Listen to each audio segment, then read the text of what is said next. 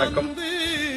தமிழகத்தில் வன்னியர்கள் அதிகமாக வாழுகிற இந்த மாநிலத்தில் வன்னியர்களுக்கான இடஒதுக்கீடு தொடர்ந்து மறுக்கப்பட்டு வருகிறது.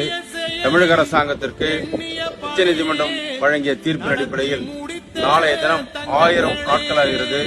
இதுவரையிலே கிடப்பில் போடப்பட்டுள்ள தமிழக அரசை கண்டித்தும் முதல்வர் அவர்களை கண்டித்தும் தமிழகம் முழுக்க நாளை ஆர்ப்பாட்டம் நடைபெறுகிறது.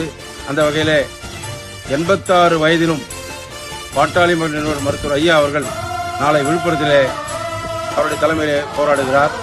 அதேபோன்று மருத்துவர் சின்னையா அன்புமணி ராமதாஸ் அவர்கள் காஞ்சியிலே போராடுகிறார். நாம் எல்லாம் செங்கல்பட்டு மாவட்ட சார்பிலே செங்கல்பட்டினர்களே பழைய பிரதிநிதிகளை கூடுவோம், வன்னியர்களான உரிமை பெறுவோம். குறிப்பாக வன்னிய இளைஞர்கள் வேலைக்கு செல்வதற்கும் மாணவர்கள் படிப்பதற்கான தடங்களை நீக்குவதற்கு தமிழக அரசாங்கம் வழிகோல வேண்டும் என்று கூறி எங்களுடைய